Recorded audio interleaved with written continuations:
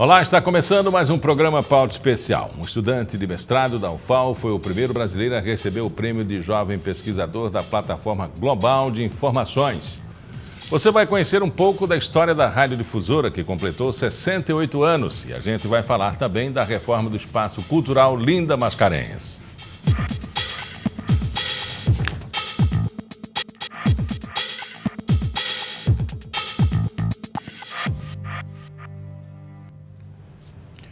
O estudante de mestrado da UFAL foi o primeiro brasileiro a receber o prêmio de jovem pesquisador da Plataforma Global de Informações sobre a Biodiversidade. Esse prêmio reconhece a importância da pesquisa que busca entender o conhecimento perdido com o desmatamento da floresta amazônica. O Bruno tem 23 anos, é natural de Porto Velho, em Rondônia, e é aluno do programa de pós-graduação de Diversidade e Conservação nos Trópicos do Instituto de Ciências Biológicas da Universidade Federal de Alagoas. Ele acaba de realizar um feito inédito no meio acadêmico do país. Bruno é o primeiro brasileiro a receber o Prêmio Mundial Jovem Pesquisador, promovido pela Plataforma Global de Informações sobre Biodiversidade. O prêmio tem como objetivo incentivar pesquisas na área de tecnologia da informação para a biodiversidade. Qual o foco dessas pesquisas? É correlacionar a questão da informática com a conservação. Então, é trabalhar com banco de dados, ou seja, Big Data, né? Dados de ocorrência de espécies.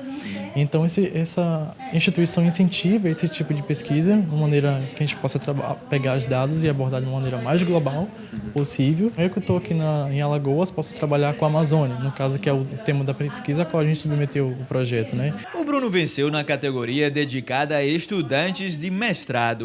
O projeto apresentado por ele tem como objetivo mapear a perda de conhecimento causada pelo desmatamento da região amazônica e, com isso, alertar a sociedade sobre a importância da conservação. Por que a Amazônia está se perdendo tanto, né? Assim, e quantificar o quanto.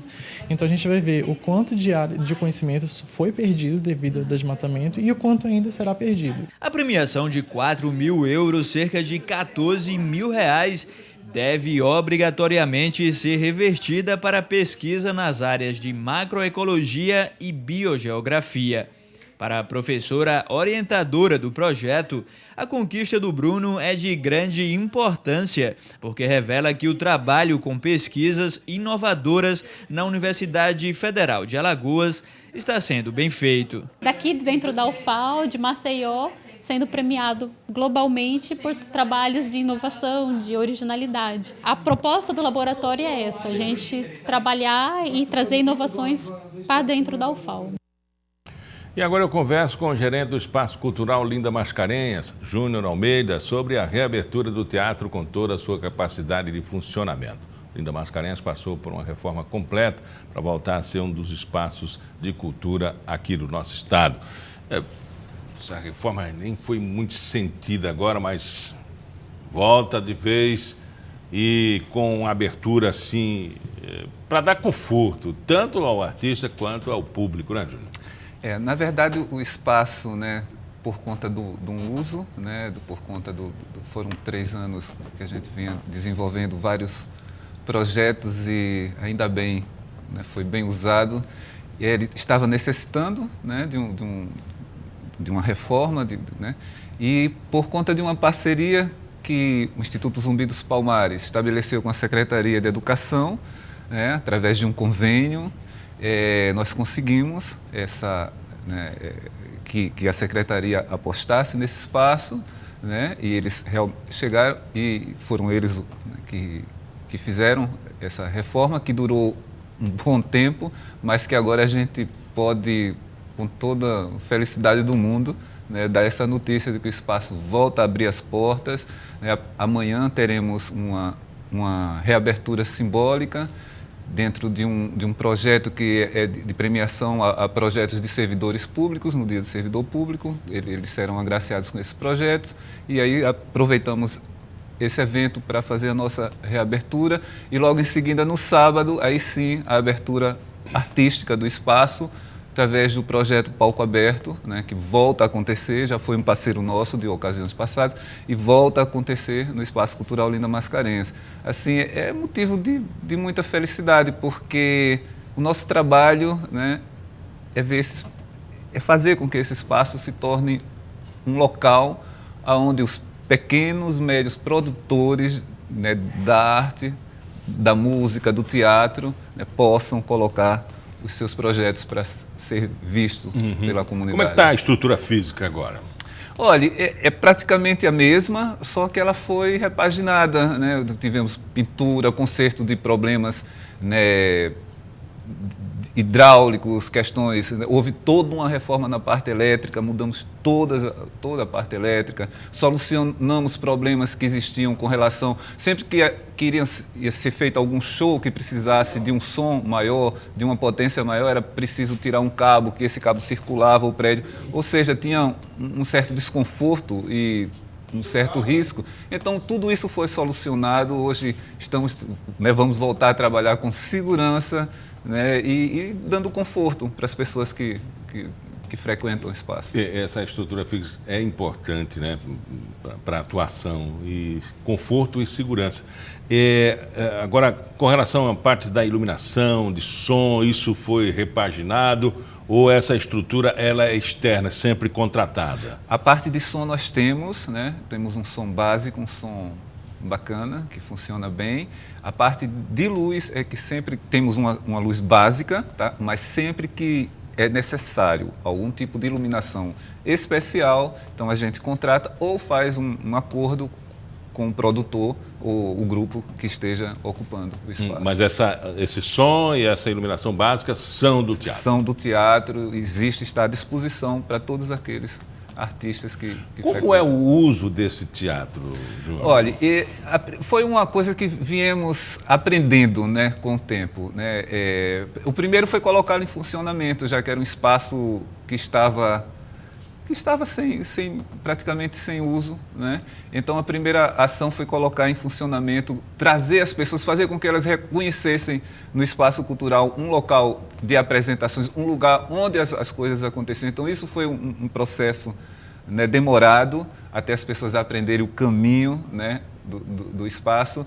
E, a partir daí, começamos a enxergar o potencial do espaço com relação às suas produções. E o que vimos é que o Linda Mascarenhas ele ocupa um lugar muito bom em termos de localização e ele tem uma vizinhança que é o CEPA, tá? Que é um aglomerado de escolas públicas, onde tem uma concentração de alunos, né, adolescentes, né, extremamente necessitados de arte, de cultura, de informação. Tá? E por ser um espaço público e por não termos uma história muito comercial ou a necessidade de sermos comercial, direcionamos os projetos desse espaço para criar uma ponte entre a produção local, a produção cultural e esse grupo de pessoas que não tem acesso a essas produções.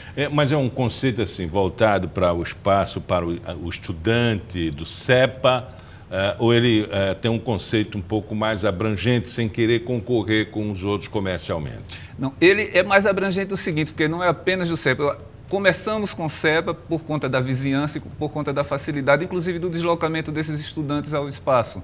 Tá? Mas a nossa ideia é fazer com que ele se torne um espaço que seja frequentado principalmente por estudantes da escola pública do Estado. Tá? Então,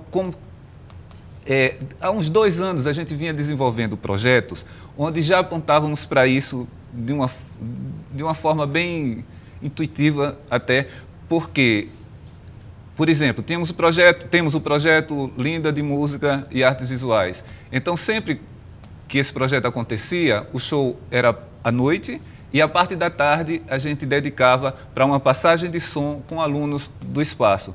E nessa passagem de som existia uma característica que era você colocar para esses alunos como essa música acontece. Desde o instrumentista, de como ele usa o instrumento, o que ele precisa fazer para aprender aquele instrumento, tá? até as pessoas envolvidas no espetáculo. Para um espetáculo acontecer, você precisa de uma pessoa que faz a luz, né? Uma pessoa que faz o som, o produtor. Ou seja, a gente tentava transmitir para aqueles alunos toda a mecânica da estrutura para você realizar um espetáculo. E a intenção, no fundo, era provocar para que alguns deles se interessassem por isso, né, profissionalmente, e que olhassem aquilo como uma profissão e uma possibilidade de trabalho, uma possibilidade de desenvolvimento para eles, tá? Não só a questão musical simples, o ato de você tocar e alguém ouvir. Uhum, mas tem todo um cenário, tem a parte técnica da iluminação, da produção, né? É uma cadeia. Esse contato que geralmente a gente não tem. Quando você vai ao show, você não sabe quem está trabalhando ali, quem é aquela pessoa de preto que se desloca o tempo todo, auxilia o baterista, traz a guitarra, enfim. E eu acho que isso é um aspecto curioso de ensinamento que desperta realmente para profissões, né? É uma cadeia, né, que precisa ser ativada para que o espetáculo aconteça. E então, isso eu acho que é uma coisa bacana, onde você trava esse diálogo com esse tipo de público, né, que não tem, volto a dizer, não tem acesso. Tá? Tivemos uma experiência interessante num dos primeiros eventos, né? Uma banda, inclusive foi o Chique Baratinho, que iria fazer o show à noite, à tarde fizemos essa passagem de som com alunos, e foi a primeira vez que levamos esses alunos para o teatro.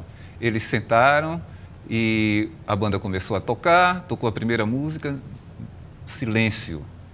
Aí eles olharam, aí tocaram a segunda música, silêncio, e começou a criar aquele clima, pô, será que estão gostando? E na terceira, aí, claro, sempre tem aquele que, né, começa, bateu. Então, todos aplaudiram. O que é que a gente viu? Eles simplesmente, eles não aplaudiam porque eles não sabiam que aquilo era permitido. Era um ambiente estranho. Aí começamos a ver que a maioria deles nunca tinha entrado numa sala de espetáculo, nunca tinha sentado em um teatro para assistir um espetáculo. Quer dizer, então você... Eu não sabia se era uma apresentação, se era um ensaio, se podia aplaudir, nada.